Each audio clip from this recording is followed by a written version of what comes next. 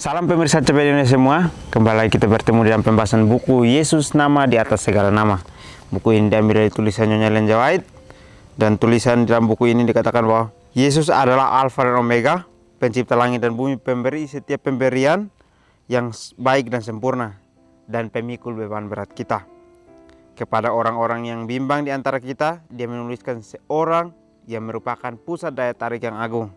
Kepada mereka yang hancur oleh dosa, dia menawarkan juru selamat yang sempurna, perantara yang agung, perantara yang maha kuasa, dan kapten keselamatan kita untuk setiap kebutuhan. Baik, ini pelajaran yang sangat menarik yang diberikan untuk kita. Dikatakan bahwa kebutuhan kita adalah kita harus dekat kepada Tuhan, karena kita mengetahui bahwa dia adalah pencipta langit dan bumi, pemberi setiap pemberian yang ada untuk kehidupan kita. Dia juga adalah pemikul beban besar kita. Yang kita lakukan selama ini adalah dosa, tetapi dia membantu kita untuk menghapus semua dosa yang ada. Tetapi kita adalah umat berdosa, kita harus bisa menerima apa yang sudah Tuhan korbankan untuk kehidupan kita, untuk kita bisa melakukan hal yang sama. Dikatakan di sini bahwa pada saat kita bimbang, kita harus ketahui bahwa ada seorang pusat daya tarik yang agung, yaitu Tuhan kita. Kita harus datang dekat kepadanya, karena melalui kebimbangan yang kita miliki, kita akan bisa untuk melewatinya. Dan juga pada saat kita hancur, kita ditawarkan juru selamat yang sempurna, yang akan membawa kita kepada sesuatu hal yang baik untuk kehidupan kita. Kehancuran kita akan menjadi sirna, kita akan memiliki satu pengharapan yang kekal yang akan Tuhan berikan dalam kehidupan kita. Bacaan kita kali ini judulnya adalah Pembela Kebenaran. Ayat intinya terambil dalam Yohanes 1 ayat 17. Sebab hukum Taurat diberikan oleh Musa, tetapi kasih karunia dan kebenaran datang oleh Kristus Yesus. Di sini Kristus memberikan contoh kepada semua umat tentang cara dia bekerja untuk keselamatan setiap pria dan wanita. Anak Tuhan menghubungkan dirinya dengan jabatan dan otoritas dari gerejanya. Berkat-berkatnya akan datang melalui perantara yang telah dia tetapkan. Dengan demikian umat manusia terhubung dengan saluran yang melaluinya berkat-berkat mengalir. Baik, pelajaran kita dikatakan bahwa pembela kebenaran, atau kita tahu sendiri bahwa Tuhanlah yang akan membawa kebenaran itu untuk datang kepada kehidupan kita. Dikatakan bahwa hukum Taurat diberikan kepada Musa, tetapi kasih karunia itu datang oleh Yesus Kristus sendiri. Jadi kita harus melakukan hukum Taurat yang diberikan oleh Musa, tapi kita ingat pada saat kita melakukannya ada kasih karunia yang datang untuk kehidupan kita sendiri. Kasih karunia itu berasal dari Tuhan sendiri, bukan dipaksakan melalui kita menurut hukum saja. Tetapi pada saat kita menurut, maka akan ada kasih karunia yang datang kepada kehidupan kita.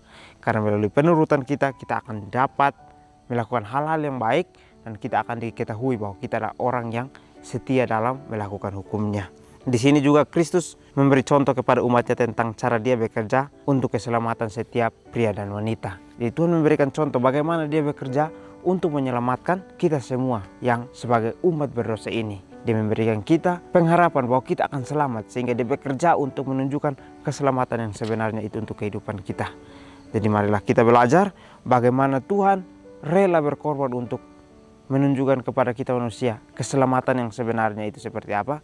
Marilah kita juga berusaha untuk menuruti akan setiap firman yang sudah telah diberikan kepada kita manusia. Anak Tuhan menghubungkan dirinya dengan jabatan dan otoritas dari gerejanya. Berkat-berkat akan datang melalui perantara yang telah dia tetapkan. Dengan demikian umat manusia terhubung dengan saluran yang melaluinya berkat-berkat mengalir. Jadi dengan kita menurut, maka Tuhan akan mempercayai kita sebagai orang-orang yang memiliki jabatan dan otoritas dalam gereja, sehingga melalui itu kita bisa mendapatkan berkat-berkat. Kita menjadi perantara untuk membagikan berkat-berkat itu kepada orang-orang yang membutuhkan. Karena pada saat kita hidup dengan Tuhan, kita lebih dekat kepada Tuhan, Tuhan akan menguji kita untuk kita bisa memiliki iman yang kuat kepada Dia. Sehingga pada saat kita memiliki iman yang kuat kepada Dia, maka berkat-berkat itu akan mengalir, sehingga berkat-berkat itu kita bisa bagikan kemanapun bisa untuk kita bagikan. Paulus dengan sungguh-sungguh dalam pekerjaannya menganiaya orang-orang kudus bukan berarti membuatnya tidak bersalah. Ketika pengetahuan tentang pekerjaannya yang kejam itu dikesankan oleh Roh Tuhan kepadanya. Ia harus menjadi pelajar dari para murid. Dia menemukan bahwa Yesus yang dalam kebutaannya dia anggap sebagai penyesat, sesungguhnya adalah yang mendirikan dan merupakan fondasi dari semua agama untuk pilihan Tuhan sejak zaman Adam. Dan dia juga adalah penyempurna iman yang sekarang begitu jelas bagi penglihatannya yang tercerahkan. Baik, pelajaran yang sangat menarik ya. Dikatakan bahwa Paulus dengan sungguh-sungguh dalam pekerjaannya menganiaya orang-orang kudus bukan berarti membuatnya tidak bersalah ketika pengetahuan dan pekerjaannya kejam dikesankan oleh Roh Tuhan kepadanya. Jadi apa yang dilakukan Paulus mungkin sama seperti kita melakukannya sekarang. Pada saat kita ingin untuk mengabarkan sesuatu, kita kabarkan dengan hal yang sangat menusuk kepada orang, tetapi seringkali kita menggunakannya untuk kesombongan diri kita. Tetapi yang dilakukan Paulus, dia menegur dengan apa yang adanya. Tetapi pada saat dia menegur, Tuhan juga menegur dia untuk pekerjaannya kejam dan yang dikesankan itu. Tetapi dengan apa yang dilakukan itu, dia ingin untuk memberitahukan kepada semua orang-orang percaya bahwa ini adalah hal yang harus kita lakukan. Begitupun yang dilakukan Tuhan. Tuhan melakukan hal yang sama. Dia merupakan fondasi kita, tetapi tidak dipercaya oleh banyak orang. Banyak orang itu datang tetapi tidak mau untuk mengakui bahwa dia adalah contoh jalan yang benar yang harus kita lakukan. Pada saat kita ingin menjadi contoh, pada saat contoh itu kita jalani dengan jelas, maka banyak sekali orang yang tidak mau untuk mengikuti jalan itu. Banyak sekali orang yang tidak mau untuk menuruti akan perintah-perintah itu. Mereka lebih memilih untuk mengikuti diri mereka sendiri. Mereka memilih untuk menjalani sesuai dengan kemauan mereka tanpa melihat apa yang sesuai dengan kehendak Tuhan. Dia melihat Kristus sebagai pembela kebenaran, kegenapan semua nubuatan.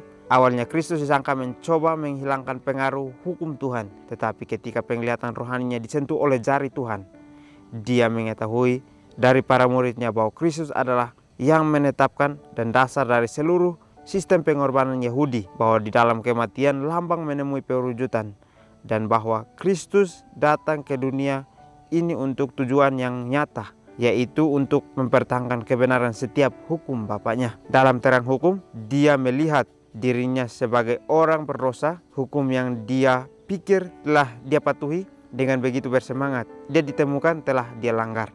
Dalam terang hukum itu, Paulus mendapati dirinya sebagai orang berdosa. Di dalam hukum itu yang dia pikir telah dia turuti dengan begitu sungguh-sungguh, dia mendapati dirinya pelanggar. Dalam terang hukum itu, ia melihat dirinya sebagai orang berdosa yang harus mati sesuai dengan tuntutan hukum Tuhan itu.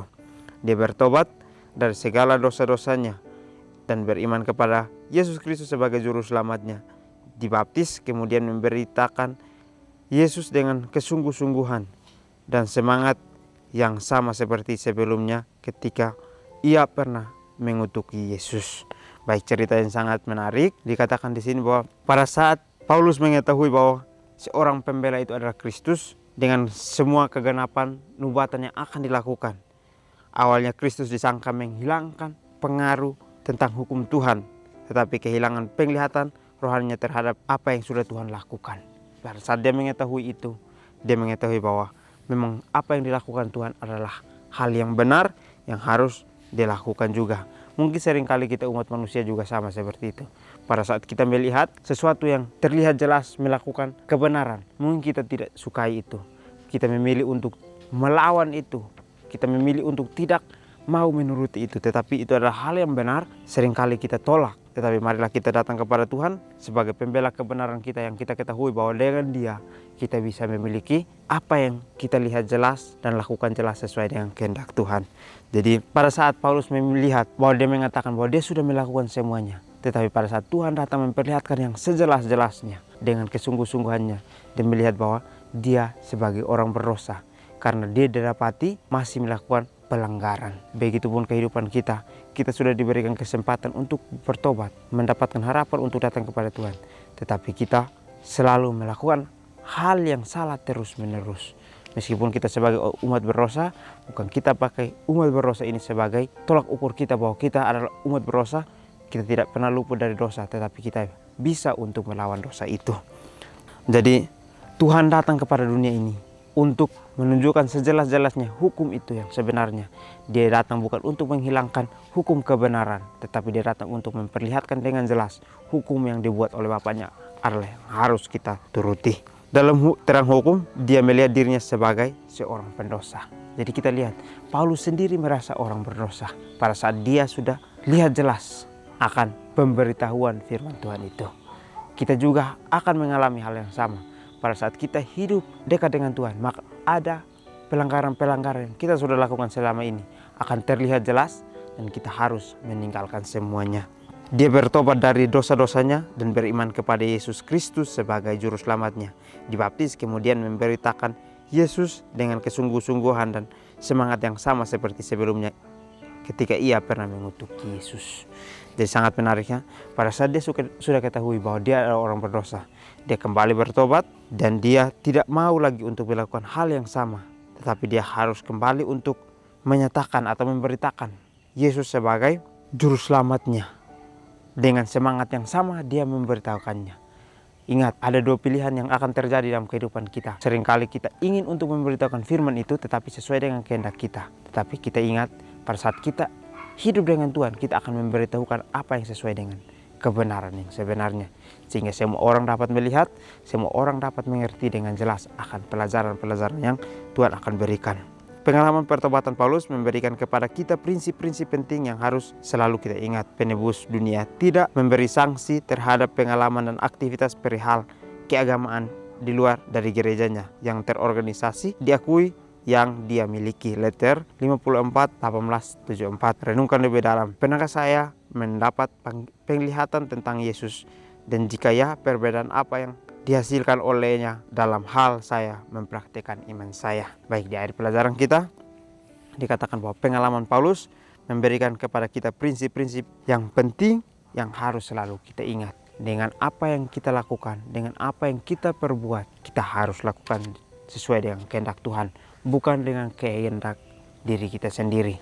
Karena apa yang dilakukan oleh Paulus memberikan kita contoh untuk kita selalu ingat bahwa dengan apa yang kita lakukan bersama dengan Tuhan, itu adalah hal yang sebenarnya adalah hal yang penting, hal yang benar yang harus kita jalani.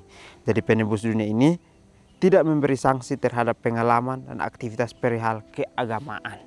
Jadi apapun yang kita sudah lakukan selama ini, pada saat kita ingin untuk tinggalkan semuanya, maka kita bisa untuk meninggalkan semuanya. Dan kita bisa untuk menjadi contoh buat semua yang ingin untuk mengenal akan kebenaran itu. Jadi pelajaran kita memberi kita kepada kita bahwa Tuhan adalah pembela kebenaran kita, yang tidak mau untuk menunjukkan kepada orang bahwa dia akan memusnahkan orang-orang yang mengutuki dia, tetapi dia menyayangi orang itu. Lalu pada saat orang itu bertobat, dia akan memakai dia sebagai contoh yang harus diberitahukan kepada orang lain. Jadi mungkin ini saja pelajaran yang dapat saya bahas. Kiranya kita bertemu lagi di pertemuan selanjutnya. Kiranya Tuhan Yesus memberkati kita semua.